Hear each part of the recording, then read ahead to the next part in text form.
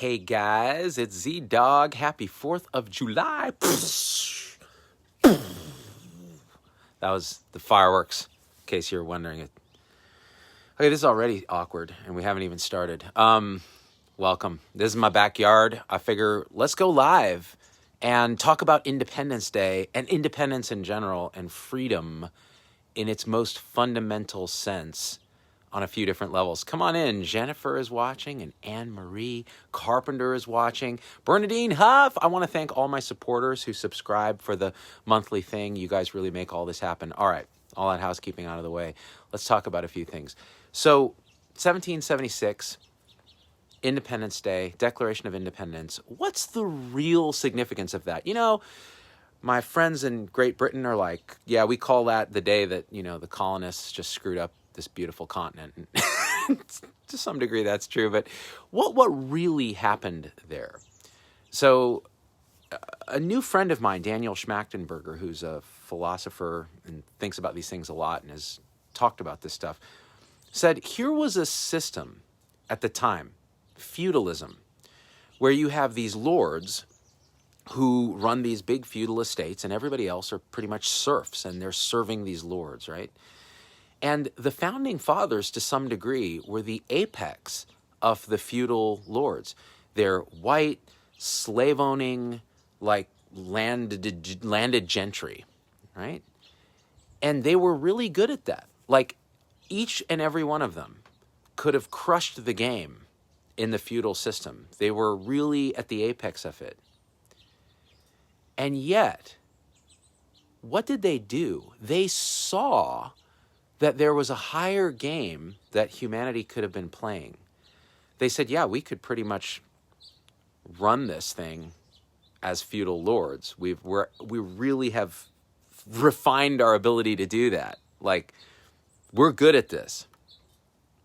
But they said, but we see what's happening here with the invention of the printing press, the possibility that there could be a fourth estate, this sort of free press that could then educate the masses that previously had no capacity to acquire knowledge at the scale that the feudal lords had.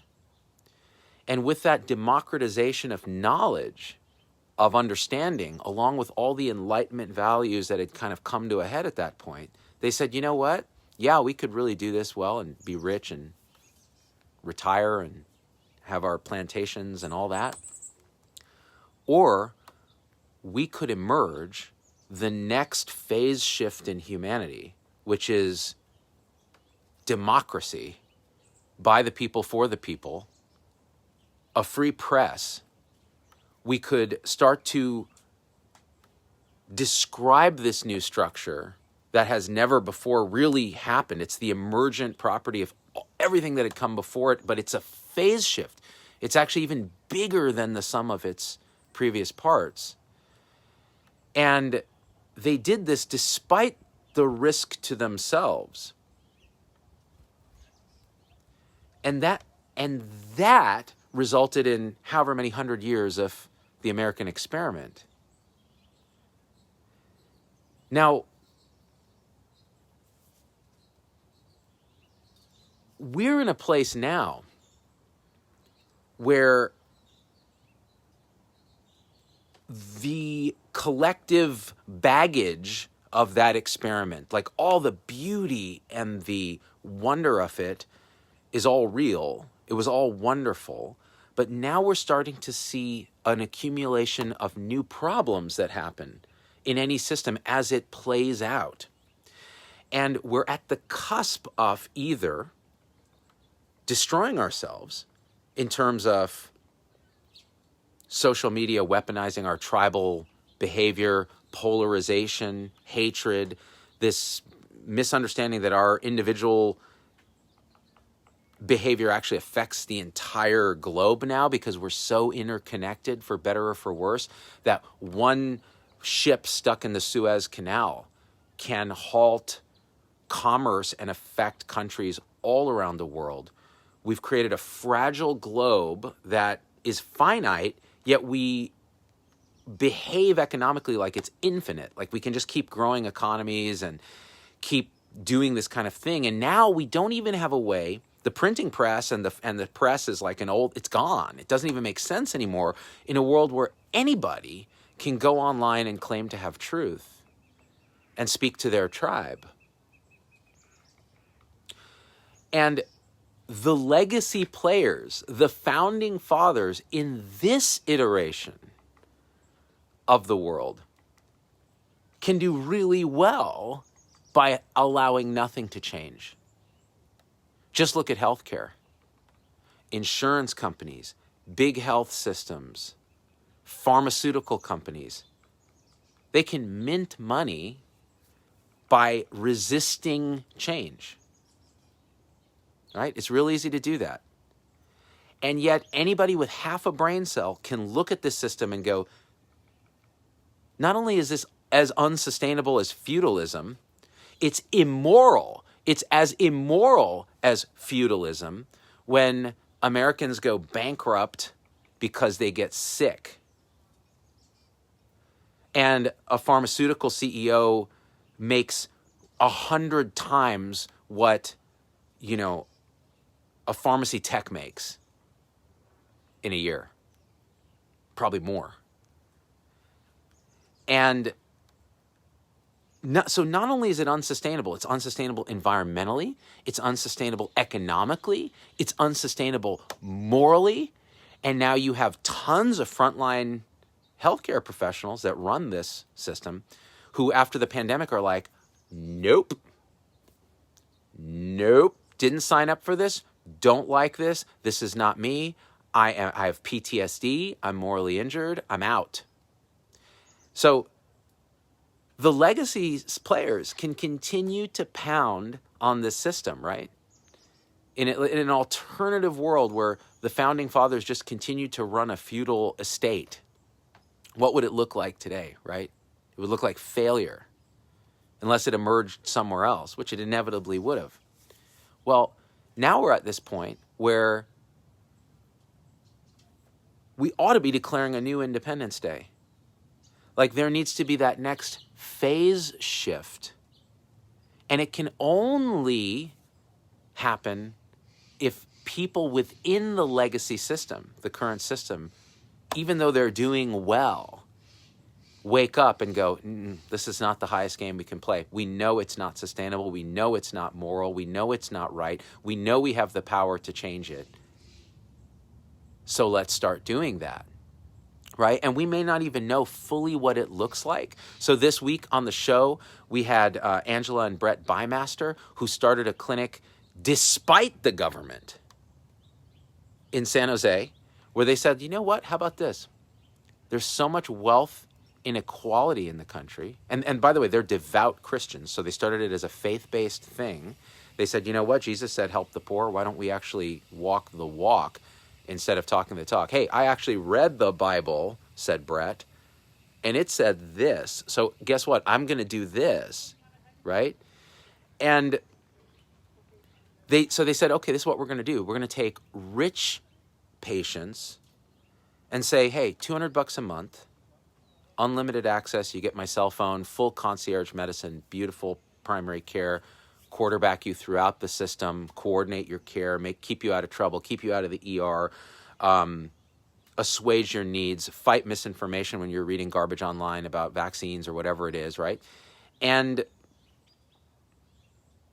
let's take that $200 a month, and for every patient, for the 300 patients that sign up at that price, we will subsidize for every patient 2 uninsured patients who are mired in poverty, and they get the same care. And they said, and I said, well, why give them the same care? You could always give them crappier care, right? Because they're not paying, right? Wouldn't you just do that? And they said, well, how is that moral? How is it helpful? How is it justified? And how is it doable? How do you split your mind into rich and poor when you're caring for patients? And then they said, okay, so to do this, we had to spend thousands of dollars, tens of thousands of dollars in legal fees to try to make sure that we're in compliance with regulations where the government treats us like an insurance company if we take a flat fee per patient per month. So instead of government helping innovation, being part of innovation, the regulations actually stifle innovation. They have to spend a ton of their own money to do something that everybody agrees is a great idea. So don't you think it's time we declared independence from bullshit like that? Don't you think it's time we all woke up and said, hey, there are great bright spots. There's no one size fits all, right? And you can talk about, single payer, you can talk about Medicare for all, but what are you paying for? Those are payment models. What are you paying for? If you're paying for the same feudal system that we currently have, where 30% of what we do to people doesn't help and probably hurts, and I actually bet it's more than that, where we don't focus on prevention, we don't focus on nutrition, we don't focus on mental health, we don't focus on awareness or mindfulness or present moment isness, declaring independence from riding the thought train that keeps us imprisoned every single waking minute of our lives, and freedom is available right here, right now, anytime, pop, like that. But we don't even talk about that because that's woo-woo, new age spirituality. How about we think about that Declaration of Independence? This idea of emerging a new phase shift in our thinking in healthcare. I call it Health 3.0. Even that's too wonky. It's just better rehumanized care. That's all it is. So, with the show that we do, we want to shine lights on that. Now, so you can go to the website, zdogmd.com, and check out that episode with the Bymasters and just watch it all the way through, or listen to it on our podcast on iTunes, Spotify, wherever. It's all that stuff's on my website. Read the transcript if you want. Click through the links.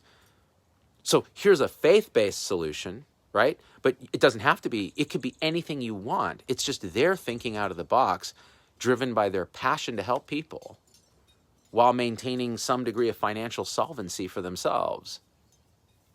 Shouldn't we be working on student loans for people who choose to go into primary care? There's so many ideas, and we don't have all the answers yet. But if we don't define what the problem is, if we can't 100% say, here's the problem, right? Which has been a passion of mine, is to try to tell you guys, here's what's wrong. Once you know what the problem is, you've half solved it. If you can really describe a problem fully described, is half solved already. But a lot of times we're in denial about what the problem is. I mean, how many of us in healthcare are in denial about the fact that a lot of what we do doesn't help people? How many of us in healthcare are in denial of the fact that zip code, social determinants of health, matter more than any pill, any, gene therapy, any stem cells, any of that bullshit? And why is that? Because we have medicalized our social problems in the country. Issues of poverty, poor education, wealth inequality, all the things that we talk about, discrimination, everything is all folded into that. And by the way, this isn't a liberal or conservative or libertarian thing. It's an alt-middle thing. It's like, yeah, all of this is true, partially. All of it is true. So how can we, by defining what the issues are together, how do we emerge solutions that are locally relevant, right? And so there was a great example of that. And Claire Murphy says, government, as you are clearly exposing, is not to be our freedom. These comments go so fast. Is not to be our freedom to defining a problem. Exactly. We define it. The government is an expression of us. It should be. What it's become is like government.com, right? Just like big industry is the same way. All these are huge entrenched legacy interests. Government, industry, like politics in this country, in the United States, is an abject failure. Why? Because you have to promote short-term bullshit solutions to get elected. That's the only way you get elected. Thinking long-term doesn't work in the United States politically. You spend most of your time raising money and wondering how you're going to win the next election by manipulating voters who don't have the information to make an educated decision. So this American experiment of democracy that started very well with the technology at hand in 1776 is now an abject failure. It's easy to manipulate the public into populist decisions that make no sense. It's easy to intimidate the public into science decisions that also don't bear out when you really look at them, don't actually affect people at the ground level. So we now have technologies. We have social media technologies. We have AI technologies that can actually take the average sentiment of Americans in a particular locale and create a policy. Like, you can almost do that now. And Americans can participate in the way that, say, Audrey Tang has designed in Taiwan, where civic engagement actually happens in these virtual town halls where you can actually report, go, hey, there's a lot of potholes right here. Here's a way we can fix it. We're right here on the ground. Same thing in healthcare. Why can't you redesign a dynamic living organism of healthcare where each cell, each organ in its locale behaves as an independent thing that's very localized, but also is part of a bigger unified whole? We now have the means to do that, but it means that even our way of understanding how do we acquire knowledge has to change. Acquiring knowledge from a political ad campaign, the proposition system in the US, what is that? Bunch of special interests come together, write a proposition. They then spend a ton of money on each side to try to convince you that this thing is something you should vote for. It probably has nothing to do with you, right? It really is, it's a system that no longer works for us. So when are we going to declare independence from that and emerge the next thing? And look, the answers to the next thing are going to emerge from a real collective push and pull. Let's read some comments here. Rich and Colleen Hargrave says, yes, so much of medicine is listening and co-strategizing sane approaches. Medicine needs to be the merciful side of justice. Business and commercial enterprise has moved into areas of people of faith took initiative. Money is not evil. It's the love of money that leads to all kinds of injustice.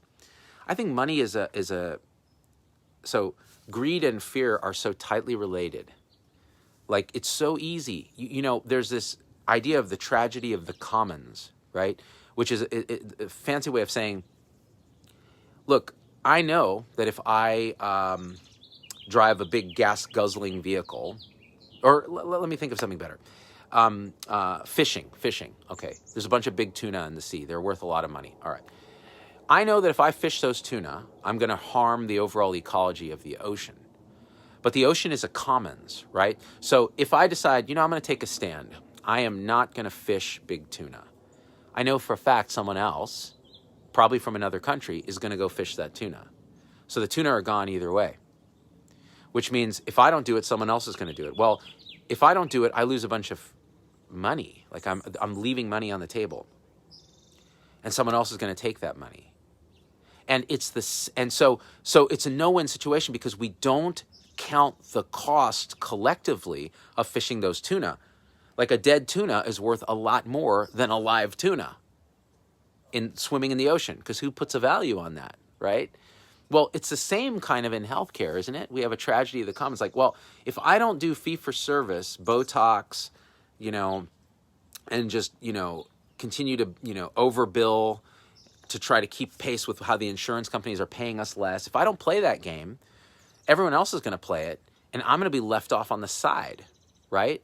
And so how am I going to make a living? And I'm afraid because I have loans and all this, and I'm also afraid because I'm conditioned from youth to try to chase money, and all of that. And so what ends up happening? Nothing. We continue to play the same broken game. So first you have to define that problem. You have to go, well, here's the problem. People are, well, how do you fix healthcare? I feel so, demoralized. Well, hey, yeah, it's full of issues. We've spent a lot of the last few years talking about the issues, highlighting them. But once we really understand that, we go, okay, this is it. And then you can go, okay, There are technologies now, there are ways of thinking, there are social structures, there are social technologies that are so new that no one's even considered how to apply them to healthcare, including things like blockchain. Blockchain is simply an uncorruptible ledger. What happens when you put healthcare spending in an uncorruptible ledger where everyone can see where all the spending went? Well, there's no chance to do fraud, is there, if anyone's looking at that ledger? Because everywhere you've spent money, you can see it. Well, now you go, oh, isn't that interesting that, St. Whatever Hospital charged $50 for a packet of Vaseline, and some poor patient had to pay that, got that bill put into medical debt collection. You could see it all here in the ledger. And then you have groups of citizens that are monitoring the ledger and posting them on an open platform so everyone can see how the hospitals are screwing the poorest patients.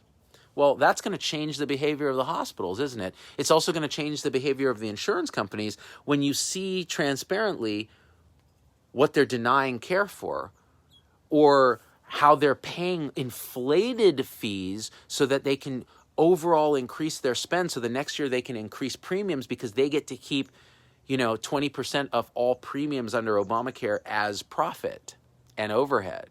So why not increase the amount of pie? So there are solutions to these problems that we haven't even begun to imagine. But until you can authentically see it for what it is and speak truth, you're never going to actually solve those problems. And that's what the founding fathers did. They said, okay, here are the problems. Here's why we, came here in the first place. Here's the issue of taxation without representation. Here's the issue of, how are we going to manage this and this? And then we've got these slave-owning states in the South, and we've got these North, and how are we going to solve this? And then we came through compromise and fisticuffs and all kinds of drama, but it worked, right? Because they knew what the problems were. They could say the problems out loud, although slavery took a much longer before they could just outright say, here's the problem. We've taken our fellow human beings and we put them in bondage for economic gain and survival of states that otherwise didn't have resources at the time. So again, I think, as my friend Angelo DeLullo says, everything in the universe just wants to be seen for what it is. So the first step is name the problem, right? Let's see what kind of comments we can get here. It's kind of hard for me to see because I have a window this big to look at comments, and I scroll them with my thumb, and the sun is blazing hot right now, even though it's overcast. Deborah Schultz, if you haven't lived in a country that's had health care for everyone, you can't get a clear picture ideally. Your ideas could work, but this is not ideal world. So here's my thinking on that. We need universal coverage. We need everyone to be able to access healthcare, not because of any social justice issues, just because of pure economics.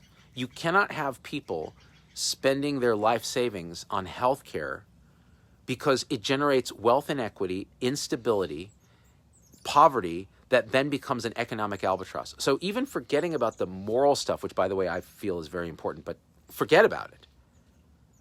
So whatever your moral palette is about this, individuals should take responsibility versus society should care for its most disenfranchised. I don't care about that. I care about the practical issues of having people uncovered. As a clinician, I don't want to have to think about whether someone has insurance or not. I just want to give them the best care that I can for that unique person. I don't want to have to think about that stuff. None of us do. It takes so much of our energy and is such a distraction, and it generates moral injury because you're not going to give the same care to the homeless person that you're going to give to Richie Rich with his yacht and his tech company. So you can have universal coverage that's much more affordable by cutting the waste, the 30% that we don't need to do, by focusing on prevention and primary care, by having electronic technology and health records that actually tie together the entire country. Fuck HIPAA. Can I say that? What a disaster HIPAA has been. All it's done is put barriers. They talk about privacy and all this. If you ask patients, they kind of care about privacy. They more care about not having their procedures duplicated, not having to give their history 20 different times to the same, if they have to go to different systems. They want their data. They want to actually have access to all their records. We can't do that because someone will say, well, HIPAA says. Well, change HIPAA then, because that wasn't the intent. The intent was Health Information and Portability and Accountability Act. You should be able to have your data. So, these kind of things where you have better, seamless electronic health records, right? Cut out waste, improve quality science, focus on prevention, primary care. Then whether the government funds it, whether individuals fund it, whether it's a mix, whether it's employers, which, by the way, currently control the purse strings of 50% of healthcare in the country, and yet they act like complete cowards when it comes to actually innovating. They're all terrified to actually do anything because, well, we don't want our employees to feel like we're restricting choice, or the CFO is concerned about the bottom line in the next quarter. This is why, again, the corporate structures, their short-term thinking. Look at China. Do you think an autocratic regime like China doesn't think long-term? They don't care about elections. They don't care about what the people think. They're just like, well, okay, so how do we stay in power for as long as we can? Well, we need a stable economy. We need this, and we need control of social media. We need all of this so we can think long-term. How do we manipulate social media for the goals that we want? Okay, and in America we go, oh my God, that's autocratic nightmare. That's like Orwellian hell, right? Yeah, true. So what do we have in the U.S.? We've given social media to private oligopolies like Facebook and YouTube and Google and these companies, Twitter. We've given it to them. And they determine how to unfold it based on profit motive. So they hyperstimulate us in the attention economy to try to get our attention through outrage porn, through division, to then show us an ad for shit we don't need that's targeted to us because they're watching everything we do, because we're no longer the consumer, we're the fucking product. So there's China, who we all point at and go, God, that's terrible. I don't want to be that. And yet China plans long term. They manipulate social media for their very specific ends. Whereas in the U.S., we give that up to private industry whose specific ends are antithetical to the nature of democracy, to the nature of what we want as people in this society. We've allowed ourselves to be pit against each other. And then what happens? A foreign power like China or Russia looks at us and goes, hey, look at these idiots. Here, let's get a couple anti-vaccine bots and a couple pro-vaccine bots, and let's unleash them here and watch what we can do to divide the American population even further. Ooh, let's inflame the left with this bot, and let's inflame the right with this bot, and let's create the sense that there's only good and evil, and you're on one team or another, and we will fuck with America until it burns into flames. That's what Putin's thinking.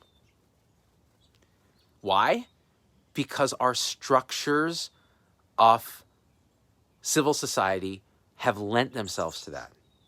So today's the day we declare independence and go, wait a minute.